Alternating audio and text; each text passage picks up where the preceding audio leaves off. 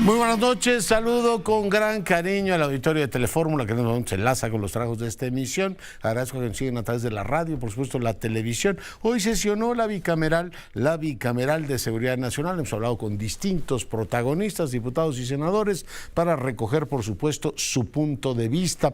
En más información, el PT retira su apoyo a Ricardo Mejía Verdeja. En este caso, él dice que es una extorsión por parte de Mario Delgado, pero el PT le dice: nosotros firmamos un acuerdo con el presidente y vamos a ir con él hasta el 24. El consejero presidente del Instituto Electoral de Coahuila ha determinado, la ley así lo prevé, que el PT podría sustituir a su candidato en cualquier momento, incluido en el mismísimo día de las elecciones. Así es que, bueno, pues Mejía Verdeja dice que tiene el apoyo de las bases, pero el partido tiene la potestad de poner a otro candidato. En cualquier caso, le retiran el apoyo que hasta ahora ha tenido y vamos a ver en qué termina ese asunto. El INE, por cierto, determinó cancelar la prueba piloto del voto mediante urnas electrónicas en Coahuila debido a un error de programación. Por supuesto, irán al formato tradicional, boletas y urnas convencionales. El presidente de la República se reunió esta tarde con la asesora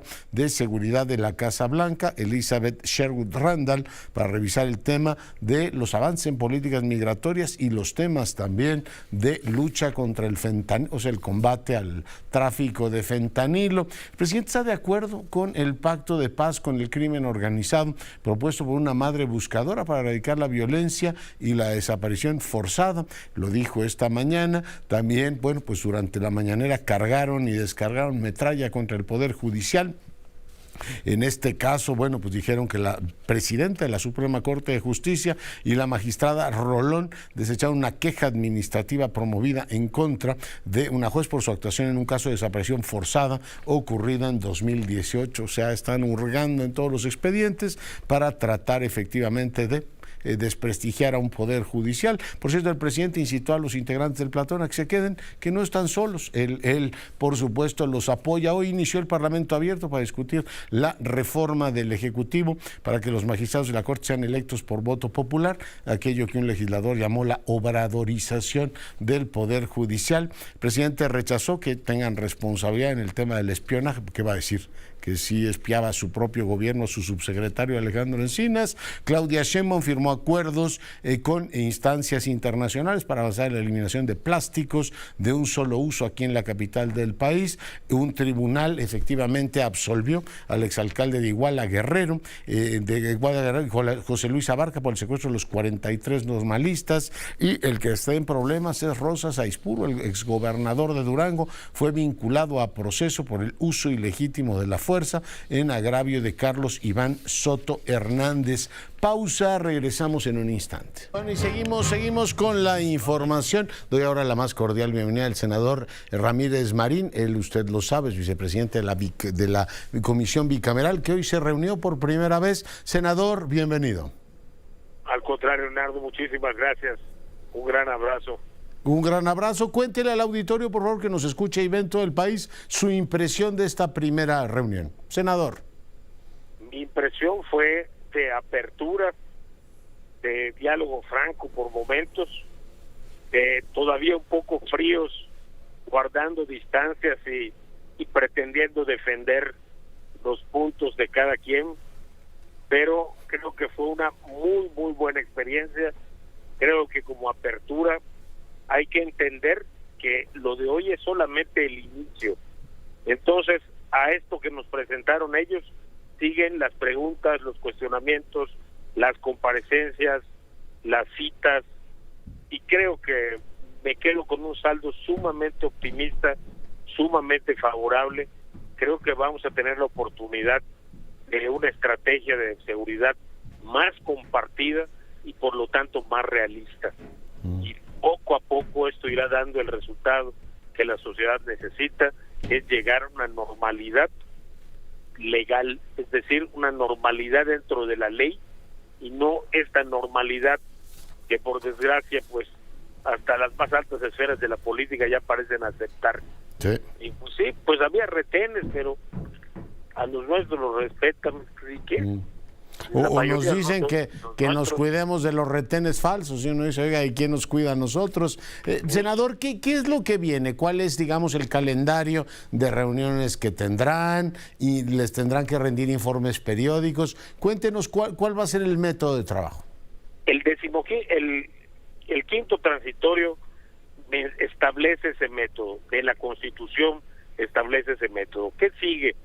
Reuniones para que este informe que presentaron se desgrane, se deshoje, se pueda separar y analizar detalle por detalle. Siguen ahora citas a secretarios de Seguridad Pública, a gobernadores, a secretarios de Finanzas de los estados, siguen citas a las Fuerzas Armadas, a la Secretaría de Seguridad, desglosar este informe y entonces poder dar un dictamen. Ese dictamen se remite a las cámaras de senadores y de diputados simultáneamente y allá tiene que ser votado. Y lo que voten, esas conclusiones que voten la Cámara de Diputados y la Cámara de Senadores, se le envían al Ejecutivo para que se conviertan en recomendaciones. Y al siguiente informe, el Ejecutivo tiene que decir qué hizo con esas recomendaciones que le hizo el Congreso. Ya. Oiga, ¿qué opinión le merece? Lo dijo el presidente de la mañana, el subsecretario Bucio cargó también hoy contra la presidenta de la Suprema Corte y el secretario de Gobernación hoy tuvo duras palabras contra el judicial. ¿Qué opinión le merece todo esto, senador? Me parece a mí que no era el lugar, que si estábamos ahí en una reunión que pretendía y buscaba la cordialidad y establecer una relación de normalidad democrática, pues no era el espacio para hablar de otro poder, pero bueno, pues es el tiempo que tenía el secretario de Gobernación y él lo podía usar como le pareciera. A mí me parece que el tema del Poder Judicial sí debe verse con extremo cuidado, sobre todo en los niveles donde puede llegar a ser fácil corromper a un juez, pero de ninguna manera achacarle eso a las máximas autoridades del Poder Judicial, porque podríamos decir lo mismo de todos los poderes, y no sería justo inculpar al secretario de Gobernación, a la de Seguridad Pública o al presidente por lo que hagan algunos malos elementos de las Fuerzas Armadas. Y yo, digamos, veo una visión histrábica porque no hay un juicio crítico por parte del Ejecutivo, por ejemplo, de lo que hace la Fiscalía. Sí, yo creo que estamos ante un escenario que lo que busca es fijar posiciones en negro y blanco. Y esta reunión de hoy es fruto de encontrar puntos de encuentro en lugar de amarrarnos en la polarización. Esta reunión deja pues mal parados a los que dijeron que no se podía hacer, a los que dijeron que solamente le estábamos haciendo concesiones al ejército. Esto demuestra que era un trabajo en serio y que claro que se podía hacer, rendir cuentas al ejército sobre su trabajo como fuerza de seguridad pública. Muy bien. Pues, senador, le agradezco muchísimo que haya estado esta noche con nosotros. Leonardo, encantado. Un gran abrazo. Un gran abrazo. Jorge Carlos Ramírez Marín, senador del PRI, vicepresidente de la Comisión Bicameral. Pues ya tiene usted el balance que tuvieron, en fin, los distintos grupos políticos. Y esto es lo que dijo el secretario de Gobernación antes, por supuesto, digamos, es el tema sobre el Poder Judicial, perdón. Vamos a ver si ya tenemos el audio del secretario de Gobernación en el que hace este señalamiento crítico del mismo. Adán Augusto. La ineficiencia del Poder Judicial, que deja una gran parte de los delitos cometidos sin castigo, continúa siendo un profundo lastre para acabar con la impunidad y la inseguridad, por lo que debemos avanzar todos en la limpieza urgente que ese poder necesita para funcionar correctamente. Bueno, pues ahí tiene usted lo que dijo el secretario de Gobernación. Era el momento adecuado, pues para el gusto de muchos no. En este caso yo ya le daba mi punto de vista. Me parece que sí hay una carga excesiva del Poder Ejecutivo sobre el Poder Judicial, que no necesariamente se traslada a otras instancias, ni se pide una mayor responsabilidad a los gobernadores para que depuren sus poderes judiciales, en este caso los poderes judiciales en las entidades. Aquí, sin ir más lejos, en la capital de la República, pues desde el 97 gobierna la izquierda y tenemos un poder judicial impecable. O sea, ¿cuál es su opinión? ¿O realmente puede usted distinguir? Funciona de maravilla el capitalino y el otro no, y bueno, pues hay muchas otras entidades que han tenido gobiernos perredistas o morenistas, el caso de Zacatecas, bueno, citaría Michoacán, muchos gobiernos donde han tenido a Leonel Godoy, ahora los son legisladores, han sido gobernadores y son poderes judiciales brillantes o fiscalías perfectamente funcionales.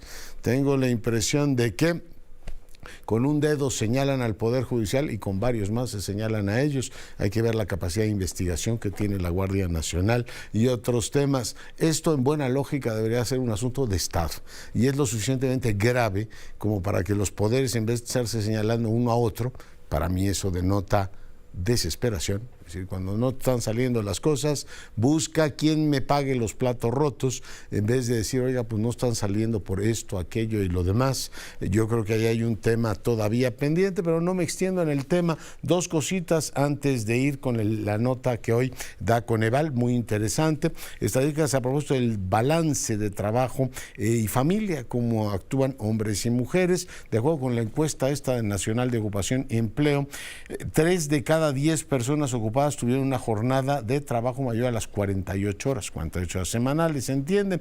3 de cada 10 hombres ocupados y 2 de cada 10 mujeres se encontraban en esa situación, o sea que trabajamos mucho. Según los datos de esta encuesta, la población de 12 años y más se dedicó en promedio, o dedicó casi 22 horas al trabajo doméstico no remunerado, o sea, además de trabajar, las mujeres dedicaron en promedio 30 horas a la semana y los hombres 11.6. O sea, aquí el he for she no se cumpla y las mujeres hacen mucho trabajo. ¿Qué quiere decir trabajos de casa? Pues aparte de que funcione todo el hogar, es cada vez con más peso el cuidado de los mayores. Ya no solo cuidan a los nenes, a los hijos y a los nietos, que ahora es la moda. Las abuelas tienen que cargar con todo eso. Ahora las madres pues tienen que cargar también con las madres o los padres ya de cierta edad, con lo cual el trabajo de las mujeres crece y no está equitativamente distribuido entre hombres y mujeres. Cuando a la gente le preguntan, oiga, y del tiempo que le quede libre, ¿a qué lo dedica? Adivina a qué lo dedica la gente. El 52% dice, pues a dormir, ¿qué voy a hacer? Hay un 9% que lo dedica a comer, 6% a aseo y arreglo, hay un 4% que se dedica a rezar, meditar y otro que se dedica al cuidado de su salud, pero más de la mitad dice, yo termino de trabajar y a dormir, ¿qué vamos a hacer? Saludo ahora al doctor José Nabor Cruz, él es secretario ejecutivo de Coneval. Secretario, ¿cómo está? Buenas noches. ¿Qué tal? Muy buenas noches, Leonardo. Un gusto platicar nuevamente contigo y todo tu auditorio. El gusto es todo nuestro. ¿Qué novedades tenemos en lo referente a pobreza laboral? Entiendo que tienen medido el primer trimestre de este año. Secretario. Efectivamente, y como bien lo comentabas previamente, una vez que el INEGI el día de ayer dio a conocer los resultados de la encuesta nacional de ocupación y empleo correspondientes al primer trimestre de 2023, Coneval tiene la tarea de estimar y publicar los niveles de pobreza laboral. Recordarán que pobreza laboral se define como el porcentaje de la población con un ingreso laboral inferior al costo de la canasta alimentaria. Lo que hemos reportado para este primer trimestre de 2023 es que 37.7% de la población está en dicha condición de pobreza laboral. Si el último indicador era 38.8, ¿no? Efectivamente, si lo comparamos en términos anuales, al primer trimestre de 2022 era un 38.8% de la población, disminuyó un poco más de un punto porcentual. Si lo vemos con relación al último trimestre inmediato anterior, que es el cuarto trimestre de 2022, ahí teníamos 38.5%, entonces es decir, una reducción de casi 8 décimas de punto porcentual. La realidad es que ha habido ya, se ligaron 2 trimestres con una reducción aún, debo decirlo, todavía en un contexto de presión inflacionaria que hemos reportado en el primer trimestre de este año, y tal como lo mencionamos en el documento que hemos publicado el día de hoy, pues el costo de las canastas alimentarias, tanto del ámbito urbano y rural, en ambos casos son un conjunto de más de 25 productos alimentarios que en su momento Coneval definió como los requerimientos mínimos nutricionales diarios por persona. Pues tenemos que una tasa anualizada reportaron todavía para este primer trimestre de 2023 un crecimiento de 10.4% en el ámbito urbano, 10.2% en el ámbito rural, casi 3 puntos porcentuales. O sea, ¿se reduce más en el rural, doctor? Relativamente el valor de la canasta alimentaria efectivamente muy ligeramente tuvo una menor presión en este primer trimestre, pero bueno, afortunadamente también me parece que un buen dato es que en términos de pobreza laboral en el área rural de nuestro país, por primera vez en la serie histórica que hemos reportado, tenemos menos de la mitad de la población en dicha condición. Hemos alcanzado inclusive picos de un 63% de la población en el área rural en situación de pobreza laboral. El dato para este primer trimestre es 49.6% de la población en el ámbito rural está en situación de pobreza laboral. O sea, la mitad. Por entidad federativa, o sea, la distribución regional, ¿cómo están las cosas, secretario? Como siempre, a través de los datos estatales tenemos pues un mapeo muy relevador en cuanto a la heterogeneidad que tenemos en nuestro país. Se puede decir que los estados con menores niveles de pobreza laboral son Baja California Sur, con alrededor de apenas el 15.6% de su población en dicha condición, Baja California con el 18.7% y Nuevo León con el 23.8%. Sin embargo, tenemos el otro extremo, que son Chiapas con el 67.2% de su población en dicha condición, Guerrero con el 59.8% y Oaxaca con el 57.2% de su población en situación de pobreza laboral para este primer trimestre de 2023. Ya. Interesante ver entonces que van evolucionando las cosas. Entonces hay un incremento de los ingresos, una reducción de los precios. Esa combinación nos permite efectivamente tener un mejor dato. Así es, Leonardo, y sobre todo si lo vemos también en términos de ingreso laboral, hubo en términos anualizados un fortalecimiento a nivel estatal.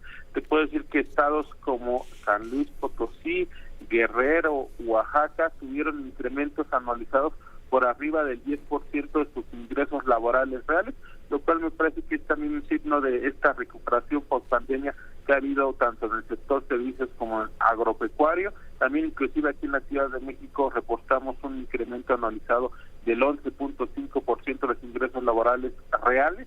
Entonces me parece que ya afortunadamente estamos ya muy cercanos a llegar a los niveles previos del inicio de la pandemia de 2020. Muy bien, todos los datos están por supuesto en su página, ¿no? Efectivamente, ya están disponibles todo el documento completo, más algunos otros indicadores en nuestra página de internet www.coneval.org.mx para que tu auditorio lo pueda consultar. Señor secretario, como siempre, muy agradecido con usted.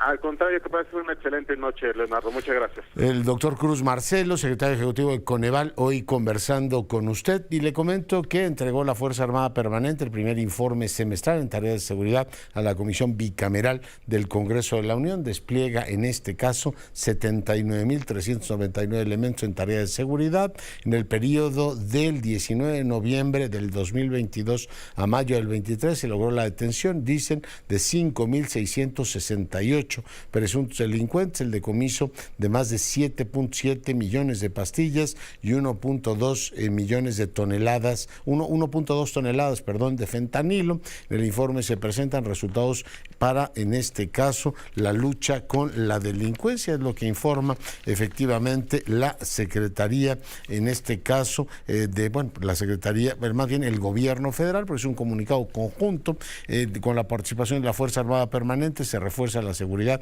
también en fronteras sur y norte, a lo largo de los litorales del territorio nacional. La Secretaría de Marina dice adquirió 173 equipos de nueva generación para frenar el flujo de armas. Fueron destruidos 499 laboratorios clandestinos para la elaboración de drogas, aseguradas muchas armas, 543,000 cartuchos, 6,000 vehículos, 5 aeronaves, 41 embarcaciones, 383 granadas, así como 58 millones de dólares, en este caso, no, pesos, primero 58 millones de pesos, y le diré cuántos dólares. A 63 millones de dólares, o sea, más en dólares que en pesos. Bueno, esto es lo que da a conocer el gobierno en este comunicado conjunto. Y bueno, pues ya le comentaba de la postura que hoy tuvo el gobierno federal. En la mañanera, pues tuvimos al subsecretario Bucio señalando que la ministra Piña estaba pues protegiendo delincuentes. Al final el presidente cuestionando el nombramiento de la responsable administrativa del Consejo del Poder Judicial de la Federación. Y yo me enlazo con mi compañera Verónica Ortiz para comentar precisamente este tema. Mi querida Verónica, ¿cómo estás? Bien, Leonardo, qué gusto saludarte. Oye, pues descarga cotidiana en contra del Poder Judicial ya no es novedad y bueno, pues en algunos casos se está intensificando. ¿Qué lectura tienes tú de esto, Verónica? Sí, me parece que justo estas descargas ya de metralla, como dices tú, cotidianas, enrarecen el ambiente y digamos que configuran un tipo de gobierno y de relación del Poder Ejecutivo y el Poder Judicial, pues que no es propio de una democracia, es decir, de una relación entre poderes que son autónomos entre sí, que son contrapesos entre sí y que deberían de, en todo caso, tener cada uno su ámbito de acción sin interferencia indebida, evidentemente, de uno con el otro. Me llama la atención incluso que ha circulado un video del presidente López Obrador el día que recibió su constancia de mayoría, en donde justamente habla en términos de un estadista democrático del respeto a los poderes, a los otros dos poderes de la Unión, ¿no? Es decir, tanto al legislativo como al judicial, y de ofrecer garantías de que no se entrometería en las resoluciones, en los debates, sí, y sí, en el caso del Poder Judicial de las sentencias. Ayer lo pronuncié,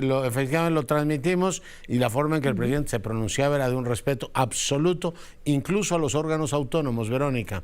Efectivamente, incluso hizo mención a las entidades autónomas. Entonces ahí estabas hablando de la visión justamente de un líder democráticamente electo y que respeta justamente las reglas del juego y las reglas democráticas establecidas en la Constitución y la separación de poderes de la República. Lo que estamos viendo ahora es pues la verdad, un cambio, ¿no? Digamos, esa visión y ese compromiso de estadista, pues no sé en qué momento lo perdimos, y el presidente ha cambiado totalmente de retórica, porque en el momento en que evidentemente los poderes empiezan a funcionar y no se alinean con lo que es digamos, los deseos en todo caso del presidente en turno, pues ya empiezan a estorbar de alguna manera. Entonces esto es algo natural, es decir, justamente tienen esta idea de ser contrapesos el uno del otro conforme a las facultades que tienen, conforme a la Constitución vigente,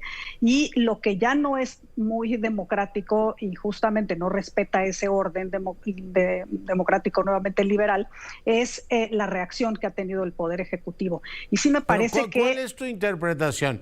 ¿Que no se levantó el 5 de febrero, que no fue Jazmín Esquivel, o que el presidente, en fin, encuentra en este caso una especie de cabeza de turco para decir que pues no hay muchos resultados en materia de seguridad, pero es culpa de los jueces? Yo he insistido a lo largo del día de hoy que me ha sorprendido que en pleno debate de la bicameral pues no haya ni siquiera una mención con, en este caso, el pétalo de una rosa a las fiscalías, que son un desastre, Verónica.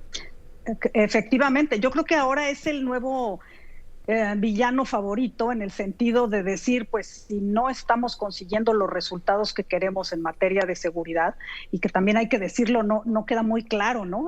Porque aparentemente el presidente también defiende a los criminales, entonces está así como en esta, digamos, un poco de una postura contradictoria en realidad en qué es lo que quiere o cuáles son los objetivos para pacificar al país, porque al mismo tiempo no quiere que impartan justicia, porque pues se altera entonces ese principio de abrazos y no balazos. Entonces creo que ahora es echarles la culpa, Leonardo, y justo ha sido una mezcla de todo lo que has dicho, es decir, si la ministra Piña no se levantó en un principio en la ceremonia el 5 de febrero, porque después sí lo hizo, pero simplemente pero, digo, no da como para enojarse cosita, tantos meses, digo yo. ¿No? Por supuesto, y entonces ahora cada cosa, el tema es que lo toma como una agresión personal, ¿no? Y entonces es esta idea de culpar al Poder Judicial de lo que no se ha logrado, y como tú dices, no voltear a ver ni siquiera a la fiscalía. Entonces cuando se dice y además se exhibe a los que no jueces, logra empapelar ni a los enemigos políticos del presidente, ¿no? Exacto, imagínate, se les caen hasta esos, exactamente, esas carpetas de investigación, hasta las que se supone que les ponen más cuidado. Del director de Pemex, eso, que les cantó la ópera, no lo han podido todavía tramitar, ¿no? No, efectivamente, y entonces ya cuando dicen, no, es que nos desechan por tecnicismos, ¿no? Las carpetas de investigación, bueno, pues ya deberían haber aprendido cuáles son esos tecnicismos como para no volverlos a violar, para garantizar que las carpetas de investigación logren su cometido y los casos no se caigan. Vaya una facultad de Derecho donde sí le enseñen, ¿no? Digo yo. Sí, ¿no? Exacto, porque pues yo creo que ya estaría para estas alturas claro pues cuáles son esos tecnicismos que los jueces usan. Y yo creo que aquí hay otro tema, mira, son dos para mí muy importantes. Uno, lo que dices tú, que falta esta, digamos, corresponsabilidad de la Procuración de Justicia, en el sentido de las responsabilidades de la Fiscalía General de la República y de las fiscalías estatales. Y la otra es que no se puede culpar a los jueces y además exhibirlos, ¿no? en las mañaneras como si sus sentencias o sus amparos fueran producto de necesariamente de una corrupción judicial en la cual no tuviera responsabilidad el Estado. Es una falta Leonardo, de rigor absoluta y un ánimo de linchar, ¿no? Por supuesto, pero además te pongo otro caso. Si los ministros de la Corte no están a salvo ni siquiera dentro de las instalaciones de la Suprema Corte de Justicia y están las protestas que, perdón, no han sido pacíficas, las protestas han sido con insultos, con agresiones, con amenazas de muerte en frente de las puertas de la Suprema Corte de Justicia, que para estas agresiones no ha sido resguardada ni por la policía. La policía a quienes ha resguardado son a los que han ido a manifestarse en contra de la Suprema Corte. Imagínate si eso les ocurre a los ministros de la Corte, ¿cómo estarán los juzgadores y los jueces a nivel local? Es decir, en los estados o a los jueces de menor rango. Evidentemente están siendo objeto de muchas amenazas también y de muchas, digamos, retos a los que se enfrentan solos. Entonces, no solo es pedirles a los jueces que dicten las sentencias como quieren. Falta todo un sistema de protección, además de que faltan jueces, y lo sabemos, el número de jueces por cada 100,000 habitantes en México es alrededor de 4. Trabajar de manera conjunta, poco. Fíjate, hoy la Fiscalía Capitalina logró la primera sentencia en el caso que llaman de la red de corrupción, en fin, el cártel inmobiliario de Benito Juárez, y logró una condena de 3 años a uno de los funcionarios, Nicia René Aridgis. Aquí en la capital se nos dice que el éxito del modelo es que ha logrado, en este caso la fiscal de Claudia Sheinbaum, que claramente tiene dependencia política con ella, pero que trabajan de manera conjunta con la policía y con el Poder Judicial. Yo pregunto si ese modelo ha dado resultado aquí con supeditación política, ¿tú quieres? O con acuerdos, ¿por qué no lo exportan a nivel nacional en vez de estarse peleando con la judicatura? Pero, Verónica, tengo que hacer una breve pausa. Me gustaría tu opinión sobre eso y rápidamente te robo 2 minutos para que hablemos también de política. Está declinando todo el mundo allá en Coahuila. Volvemos. Bueno, y seguimos con el análisis. Estábamos en enlace con Verónica Ortiz. Mi querida Verónica, te saludo nuevamente. Encantada, Leonardo, de estar contigo y con tu auditorio. Oye, te puse ahí un pendiente antes de irnos a la pausa, pero también pues me gustaría que me das tu punto de vista sobre el declinadero. Allá en Coahuila se ve que doblaron a Verdes y PT y les dijeron, a ver, aquí hay un camino, un solo camino, y esa autopista se llama 4T. O vamos juntos o adiós la posibilidad de pensar en una alianza en el 24, que de todas maneras me parece, mi querida Verónica, que la señal repercute en la Cancillería, es decir, no se les vaya a ocurrir pensar, Verde Ecologista o PT, pensar en que algún candidato o ir con su propio candidato en las del 24. Aquí no habrá más que una candidata, Verónica.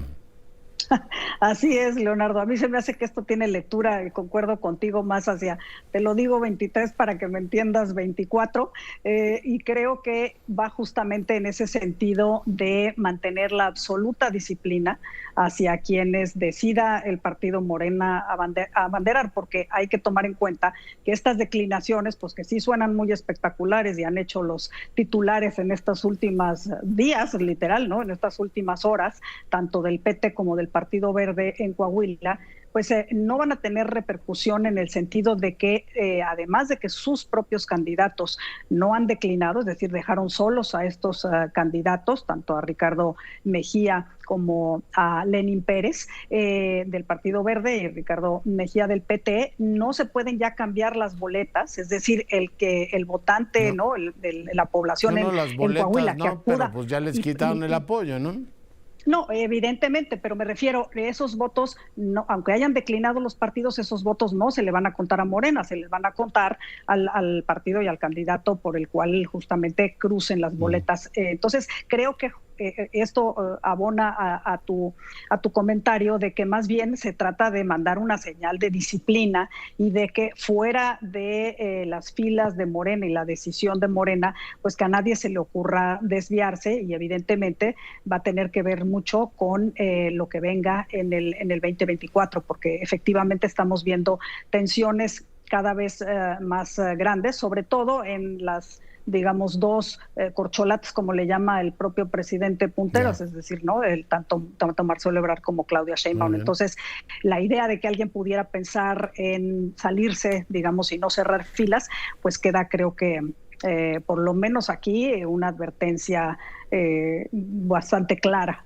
Oye, y sometimiento, ¿no? Al Verde Ecologista y al PT en el legislativo así los han tratado, querían su cláusula de la vida eterna y decían, a ver, ¿qué cláusula de la vida eterna ni qué el niño muerto? Aquí va a ser y la votan y se callan, y la han votado y se han callado, y en este caso los doblaron. Se ve que el niño verde encontró la horma de su zapato y también Anaya encontró la horma de su zapato. Tiempos veremos, mi querida Verónica, muchas gracias. Sí, sometimiento y cero negociación, más bien. Se callan y se pliegan, y espero que les guste. Bueno, pues así están las cosas. Cambiamos de argumento informativo, vamos ahora a nuestra sección del Colegio Nacional.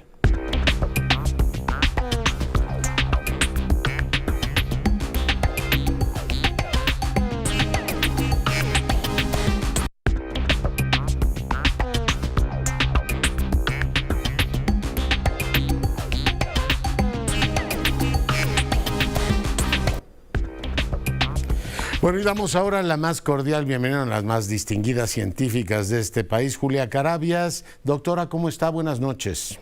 Hola, muy buenas noches. Muchísimas gracias por la invitación nuevamente. Un placer, por supuesto, tenerla con nosotros, y subrayo un privilegio. Cerrando brechas en el activismo ambiental juvenil, explorando acciones y desafíos. Julia, ¿de qué se trata? Bueno, quisiera ponerlo un poco en el contexto. Estamos viviendo una emergencia ambiental global. Eso lo venimos diciendo en distintas formas, pero ya lo estamos sufriendo como sociedades. Dentro de las sociedades de manera distinta entre muchos sectores. Lo estamos viendo en el problema de las sequías, las inundaciones, las olas de calor, los problemas de la pérdida de la biodiversidad, y así podemos seguir recorriendo estos grandes problemas ambientales. También hemos insistido mucho que esta situación todavía se puede frenar, se puede revertir en muchos de estos aspectos. La ciencia nos está diciendo y nos está colocando la evidencia. hay soluciones y se han ido construyendo agendas en el mundo, la Agenda 2030 de los Objetivos de Desarrollo Sostenible, esto cómo ha bajado a las agendas nacionales de cada uno de los países y se convierte en políticas, legislaciones, instituciones, etcétera. Sin embargo, hay una cuestión que no estamos platicando suficiente. ¿Cómo es que los jóvenes están viendo estas agendas? Porque lo que estamos tratando de hacer con estas rutas distintas del desarrollo es hacer cambios que van a impactar, por supuesto, el futuro, que se trata de tener un futuro mejor y un futuro más sustentable. Con una base científica podremos tener menos errores en las decisiones. Pero ¿qué es lo que quieren los jóvenes? Los jóvenes, bajo la premisa de que no podemos tener este calentamiento global y que no puede continuar la pérdida de especies y que el tema de la disponibilidad del agua dulce y de la erosión de los suelos y de la producción de los plásticos tiene que cambiar. Eso es una agenda común, pero hay muchas formas de llegar a esos horizontes. Y la voz de los jóvenes de cómo van a querer su futuro es indispensable para trazar ese tránsito. El futuro se construye. ¿Por dónde nos vamos? Los jóvenes tienen que ser protagonistas de esta construcción de los distintos rumbos. Poco movilizados los veo, Julia, y ligo esto con, digamos, la naturaleza de los regímenes políticos. La crítica que se ha hecho a la democracia actual, parte del populismo y todo lo demás, es su enorme incapacidad para anticipar. Hace poco tuvieron un coloquio en la UNAM muy interesante que organizó Eduardo Robledo, donde estuvo Inerarit, estuvo Edgar Morán, y decían, a ver, las democracias están pensadas para aquí y el ahora, distribuir. Tú ves las campañas del Estado de México, que unos dan salario rosa y otros te prometen beneficios de tal o cual, pero nadie anticipa que estamos ante una gravísima crisis ambiental. Yo le echo un vistazo, Julia, por ejemplo, al balance de riesgos que el World Economic Forum dio a conocer hace unos días, ¿no?, en la reunión de Davos. Dice, de aquí a 10 años no hay tema más importante que la potencial catástrofe ambiental que vamos a tener. Y las democracias, Julia, tienen una incapacidad casi ontológica para anticipar ese riesgo, decir, oiga, lo vamos a tener en 10 años, ¿qué estamos haciendo para eso? Todo nos lleva a satisfacer clientelas. Que yo creo que es una crítica potente a las democracias actuales. A las actuales, yo creo, eso es lo que quería precisamente puntualizar, es que la manera en cómo estamos entendiéndolas, pues no es realmente los procesos democráticos de los que también muchos queremos construir de manera distinta. Democracias en donde implica la confluencia, la inclusión de todos los sectores, de todas las voces, de la construcción de procesos colectivos, de procesos de largo plazo, del entendimiento de los rumbos, de por dónde debe de ir, en una posibilidad de que todos los ciudadanos tengamos las posibilidades de participar en esas construcciones. Eso es lo que no tenemos. Hoy es una herramienta que mal usada para un proceso electoral, tal y como lo dice, en donde es como buscamos la clientela. Eso es lo que tenemos que romper.